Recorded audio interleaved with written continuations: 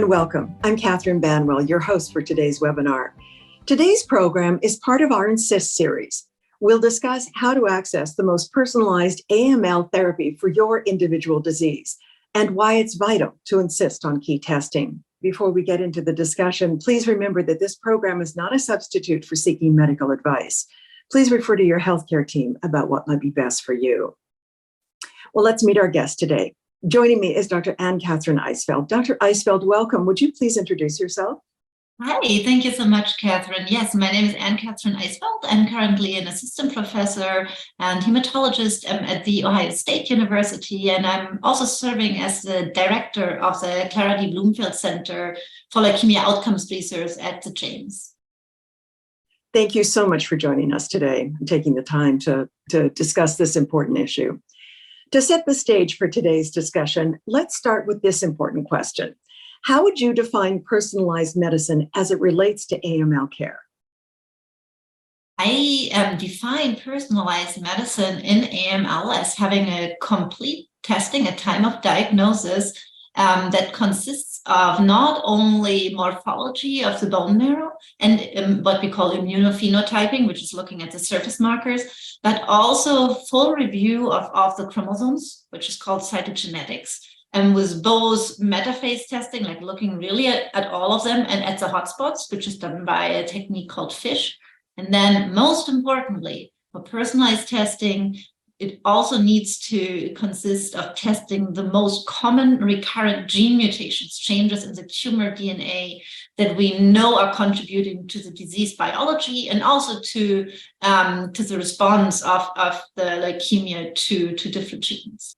Thank you for that, Dr. Eisfeld. That helps guide us as we begin our conversation.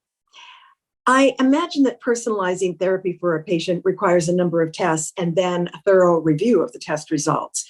Could you provide an overview of the tests necessary to help understand a patient's specific AML? Yes, absolutely. There are multiple things going on. And let me even, before we go into the test, point out one thing, because as we talk about individualized care, it is also important to keep in mind that it will be also dependent on the age and of the performance status of the patient, because we know that all the changes that are going to be reviewing might be like more or less severe depending on really the age of the patient we are discussing. The most critical aspect for every AML patient is a bone marrow biopsy and a bone marrow aspirate, on which the testing that I've been referring to are performed.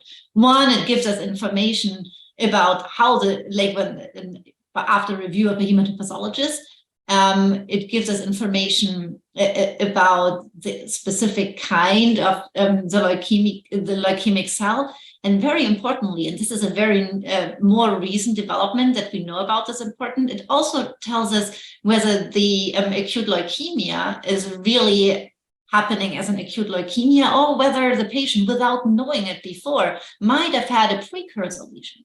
And this is something that by now, really, since just about half a year, we can use in addition to direct treatment. So it seems like an ancient thing that we think that the microscopic review is important, but that is one part of it. The second part, and this is again all based on the bone marrow biopsy, is the inspection of chromosomes. As I mentioned, what we call cytogenetics. This test takes longer. That sometimes takes up to 2 weeks to result. And similar, looking at the tumor DNAs and mutations, that is done either if you're at a large institution such as Ohio State or other cancer centers, is done in-house, versus at smaller institutions, it would be done by a send-out testing that has these recommended gene mutation testings done. Some of those result just within a couple of days. And these are what we can talk, and I know we're going to talk a little bit more about later, where we now have targeted therapies available. This is a really super exciting topic we couldn't have talked about just even 5 years ago. And those mutations and those DNA changes come back usually within 3 to 5 days so that we are able to decide on treatment. How can someone ensure they're getting an accurate diagnosis? That's a very good question. I think the most important part is to go to somebody who's seeing acute leukemia as a living. It is a very rare cancer, as you know. And if you are seen even by a general oncologist who might be a fantastic oncologist, you might just see 1 or 2 cases per year, and thus might not be up to date on the newest recommendations. So I can just advise anybody, who, even if he lives further away and trusts his physician a lot, and for the diagnosis and for treatment planning, come to a comprehensive cancer center, at least for therapy planning. Because what is now possible with many of these treatments is that we can just give advice, and then you can still receive treatment in some cases really back at home. But to be sure that testing was done correctly and really give you every option to take into consideration what the best treatment would be for you, what the best treatment would be for the patient. Having this trip, which can be hours of a drive, and I appreciate this, having that done once would be, I think, the best thing to do. Mm-hmm. Many cancer types are typically staged, but that's not the case with AML. AML is often considered low risk or high risk. Is that right? Yes, and I think that's very well how you put it. And we can even, they even add an intermediate risk by now to it. Mm-hmm. And I love this question because that's what I like to study, or what I'm studying in here. The one important thing to keep in mind, and this is something like even many hematologists don't think about, is that the risk assignment of acute leukemia, of AML, if you think about it as low or high or intermediate risk, is risk, or is actually, better said, not risk, but chances to respond to conventional chemotherapy. So the way how this was defined is that if you have, for example, a multitude of chromosomal abnormalities, what we call a complex karyotype, you would be considered adverse risk. And this means your chances of responding to the standard of care intensive chemotherapy are very, very low. And similarly, if you have other changes such as an NPM1 mutation, your chances are considered very high. So the risk assignment with our increase of treatments now changes. We still also, when I look at that, I think about it in the same way. But in my mind, if I'm talking to a patient, I'm trying to make sure to say this is considered an intermediate or adverse risk. But this means that I would not, at the first place, consider you for standard chemotherapy, but rather advise you to participate in a clinical trial or have an alternative care. The second implication, especially for younger patients, would be to, if you're at intermediate or adverse risk, that you would routinely be considered for bone marrow transplant or stem cell transplant. Okay. So what does it mean to be high risk then? Mm-hmm. It means that your likelihood of going into remission with standard of care is very low. This means, and I'm very practical numbers, it might be as low as 20 or 30%. This meaning getting the leukemia into remission, and there are very important differences. The first step at every time, and saying high risk, means if the patient receives a treatment, is how high are the chances that we can get rid of the leukemia? The second question is, how high are the chances once it's gone that it stays away, or how are the chances of relapse? In adverse risk, in most cases, it's both, a combination of both. The chances of going into complete remission are lower, and the chances of it coming back are higher. So we have to be very aggressive. And this means that we have to consider alternative treatment options, and that we, even if we are then lucky and achieve a remission, that we might have to move to more intensive additional treatments, such as a bone marrow transplant. Dr. Eisfeld, the landscape of AML has changed significantly in recent years. How have advances in testing improved patient care? It is a different world, Catherine, honestly. I mean, I started practicing in hematology and taking care of AML patients back in Germany, actually, in the year 2007. Back then, there was no other testing that was available. All we were guiding, and all what we had available was morphology and cytogenetics. And very often that was very inaccurate. And we also only had two treatment kinds available. One was intensive chemotherapy, and one was something that was just a little bit better than best supportive care. So many patients could not receive treatment. And the increase in knowledge that we have on a molecular basis in AML really did two things at once. On one, we understood, we had a more fine-tuned understanding on which patients would respond. And the second thing is that this knowledge about the molecular landscape enabled us to have new treatments available that are sometimes in pill form that can target specific mutations in patients who carry these genetic changes. Should all AML patients undergo in-depth testing like biomarker testing or cytogenetics? Yes. Every patient should do that. It can make the difference between life and death, and it can make the difference between receiving, having a hospital stay of 4 weeks with intensive chemotherapy versus taking a pill at home. This is very rare that this is possible, but it is possible. And of course, one would not want to miss this chance if it would be possible. With all the new tools that are available, what other factors do you consider when working with an AML patient to choose a treatment approach for them?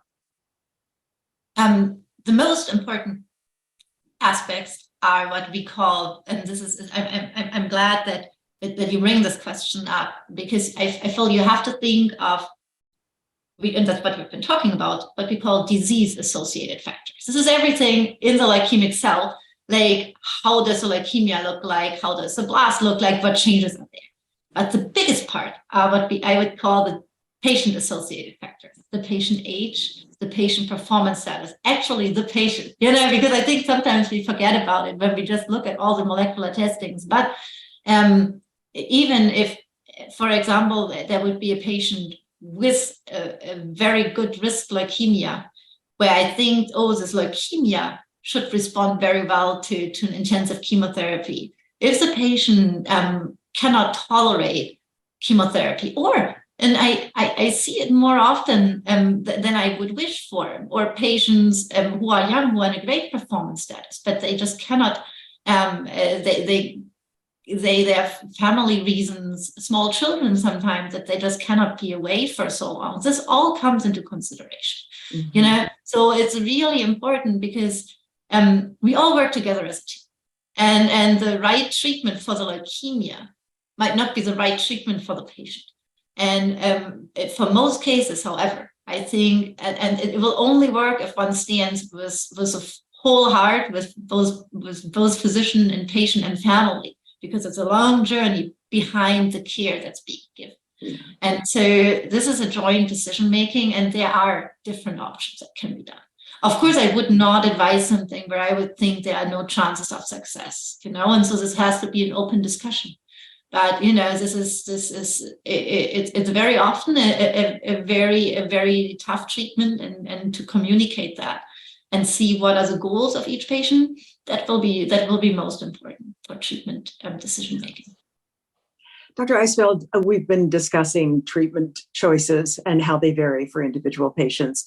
What types of AML treatment classes are currently available? This is a very good question. So the most classic treatment class is the intensive chemotherapy. This is, just because people might have heard the name, this is called 3+7 or 7+3, which refers to a 1 week long inpatient chemotherapy treatment, where you get one chemotherapy for 7 days, and the first 3 days you get a second treatment as well. That's why it's called 3 and 7 in here, but it's a total of 7 days. So we have intensive chemotherapy, and there are different flavors of it, but this is usually the backbone. And the second class is what I would call a targeted inhibitor. And here we can look at two different aspects. We have target inhibitors for specific DNA mutations that are found. And specifically, one are called IDH or FLT3 mutations. And these are pill forms that are usually by now combined with a third drug class, which is called hypomethylating agents, that I will go through in a moment. But these are pills that really only work in patients that carry this genetic change. But they have very very low toxicity and very high chances of working. So that's why this testing is so important to see if one is one of the 15% of AML patients carrying an IDH mutation. 15% isn't low, and a similar rate that carries a FLT3 mutation. And then there is also going to targeted inhibitors, but it's targeted because it is against what I would call a pathway, a gene that is commonly activated in acute leukemia, and this is called BCL2, and the drug is called venetoclax. This is now stormed through the acute myeloid leukemia world just a few years ago, and has been approved as a frontline treatment option for several patients, especially for those who are older. And we know that even patients who respond usually favorably to chemotherapy, some of those also respond well to venetoclax, to this BCL2 inhibitor. The benefit is that this treatment, in many cases, if it works, can be done as an outpatient in here, and has very often lower complication rates. It is actually had so good results that I sometimes, that it seems too easy. So we actually advise patients to still try to get the first time they get the treatment, do it at a center where it's done more commonly, because it is, it's sometimes one underestimates the power of a pill, and it's still a very, very powerful drug. So doing it in a controlled setting, because if cancer cells break down, they break down and can create all sorts of trouble. So, but this is really something for several leukemias that can be considered. And again, then now the third treatment group are what we call hypomethylating agents.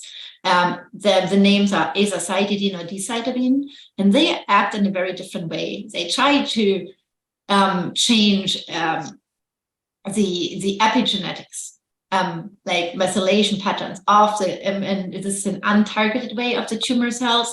They can be used alone, or very often by now in combination with the targeted inhibitors that I was just mentioning.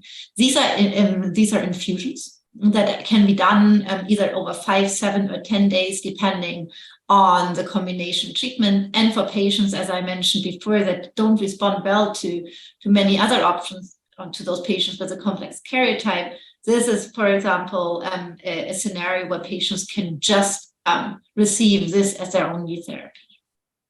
What about stem cell transplant? You didn't mention that. Yes, that would be the next one. So stem cell transplant always comes as an option, which I would call as a maintenance therapy. Again, two aspects. We have two different goals. The first is get rid of the leukemia. The second is to make sure it stays away. As soon as the leukemia is in a complete remission, depending on the performance status, the agent, again, multiple different things. It's not an easy decision. At that time, there has to be a conversation, and that always involves a leukemia physician and a transplant physician. Very often, these are different providers that go through the risks and benefits. Where the question is, if I only continue to do chemotherapy, because it's never only once, you would always have to repeat your chemotherapy. What is the likelihood that the leukemia comes back? And does it outweigh the risks that comes with a stem cell or bone marrow transplant that comes in here? But for many leukemias, especially for young patients and for patients with higher risk, this is the only chance of a cure. That is the most curative and only curative attempt for many leukemia types. Where do clinical trials fit into the treatment plan? And that is the absolute backbone we always have to think about. Everything, all the treatment options that I mentioned have been clinical trials just very, very short time, very few years ago. So for every patient that comes to a leukemia or a cancer center, clinical trials will be discussed if they are available, because they will provide us with the opportunity to have even more fine-tuned treatment, either newer agents. And I think what is very important to mention is that all clinical trials that are available would give the option of the best standard of care, and then the hope that if a patient wouldn't be getting any of the best standard of care options that are approved. The hope is that the new agent or added agent in many cases would even do better. Yeah. It's also important that there's a lot of additional monitoring during the trial. I think it can be seen in two ways, as two parts of the coin. On one way, it may be additional visits to the hospital or additional blood draws that are necessary to be sure that the medications are safe and that researchers and clinicians can learn about it. But on the other hand, it also gives you this extra bit of being looked after and really getting checked in and out, making sure that all organs are functioning, that everything is just going fine. And many patients appreciate this a lot when they have this pair of extra eyes on them all the time. Dr. Eisfeld, what therapies are available for AML patients who relapse or don't respond to initial therapy? And is this treatment approach different from those who are newly diagnosed? Most of the time, the treatments available at relapse are the same available at first diagnosis. Just because we now often know that, for example, if you have a molecular marker that, for example, is available, it would act with also relatively high chances in the relapse setting. However, at relapse, the most important thing I personally be doing is to consider a clinical trial, even stronger than in the first line setting, because it means that the leukemia outsmarted current treatments very often. So usually in what we would be doing is see if there is a targeted inhibitor. Is there a mutation of FLT3 or IDH, which I would personally always prefer to go in, or an MLL rearrangement now for the new menin inhibitors, where one would go with the same option as if it would have been their diagnosis. But if not, to really consider clinical trials with strong urge. Mm-hmm. Should relapse patients undergo genetic testing again? Is it necessary? Yes, at any time, yes. Because we know that the leukemia changes. And you just can think about it in the ways that the cells that are surviving treatment, they have become smart. You know, there was so much poison, there was so much treatment put on them. And the ones that survive might have acquired additional chromosome changes, additional gene changes. And even if a genetic change has not been present at time of diagnosis, the reason the cell has survived might have been that it has now one of these changes that came up on a later time during treatment, or while the cell was hiding somewhere to come back. Are there therapies in development that are showing promise for patients with AML? There are so many of those. It's hard to count, and this makes me very happy. There are exciting, again, targeted drugs. One drug class is called menin inhibitors, which were just published, that show high promise, and again, a very difficult to treat subgroup of patients who harbor chromosome changes in MLL genes in here. So that is a very exciting option. And there's a very exciting treatments with respect to what we call antibodies or monoclonal antibodies that attacks the surface proteins that are being checked regularly. And one of those, for example, is called magrolimab, and that has even promise in these high-risk leukemias or adverse-risk leukemias. And then we are not there yet, but I'm sure we will be in the not too near future. There are also multiple trials that are looking at what we call CAR T cells, what patients might have heard about for lymphomas or for acute lymphoblastic leukemias. AML is a little bit more tricky with respect to those, but we have seen preclinical studies that look really exciting. And I think it's just gonna be just a little bit of more fine tuning to make those easier available and more targeted for AML patients. And I'm very much looking forward to see those come more onto the market. You mentioned the new menin inhibitors. Who are they right for? we try to find out more, but definitely for patients, it has been shown to be beneficial for patients who have chromosomal rearrangements of the MLL gene or KMT2A gene. And there are also good data on patients who have NPM1 mutations. Even though we know, and this is patients who harbor this kind of genetic change have now a plethora, which is great, of treatment options, because we know even conventional chemotherapy has been working decently well in them. We know that venetoclax also is supposed to work very well in them. But again, the data on the menin inhibitors with respect to NPM1 mutations is very exciting. So, Dr. Eisfeld, we've covered a lot of information related to AML care. As a researcher, what other topics are currently top of mind for you in the field of AML? What are you passionate about? Again, so many parts. I think there are probably three main things that I'd like to name. And I think about it as a little bit outside of the box. Most what we know about AML and why we have become so much better is because we have been studying patients who were treated over the past decades on clinical trials, and very often here in the US or in Europe.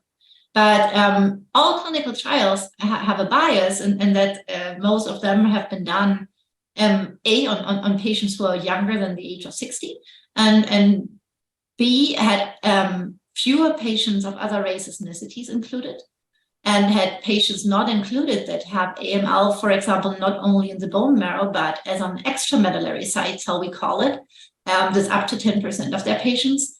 And also very often have not been done on like very old patients where AML is very common. So older patients from other races, ethnicities, or underrepresented minorities, and patients who present with extramedullary disease are currently, in my view, still underserved. And these are exciting areas and opportunities of research and of active clinical practice, because those are the patients we need to include, if it's possible now, to include them in clinical trials. If there are no trials available, then make sure any other additional molecular testing is done to understand them better, and to advance our disease knowledge so that we make sure that we can give the best possible care. I think the most important part is to get the molecular testing and to enroll into clinical trials and into, very often, biobanking. And why am I saying that? Is because our knowledge from AML comes from patients who donated some tissue, so that we could learn, that researchers decades ago could learn about the genes. We know that leukemias differ so much in between patients. So I am worried that we are yet missing out on potentially important genes that need to be discovered and where we could develop drugs for. And this will only be possible if with these additional testings. The second part is to really consider going to a larger treatment and a larger cancer center.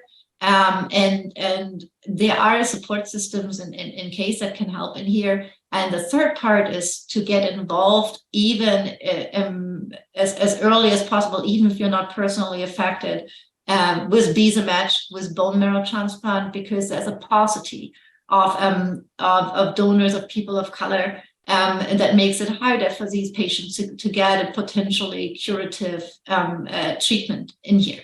We have other options now in bone marrow transplant where one can use only half matching donors, and or other availabilities. But again, that doesn't outweigh the bone marrow donor registry that we need to get better at. And there are just so many factors, such a high degree of structural racism that affects people from every corner. And I think we as physicians, as society, and everybody need to acknowledge that, and we have to make sure that we get better to, again, give every patient the best care and keep the patient in mind and see what's right for them at the right moment. Where can patients or people who are interested find out about being a donor?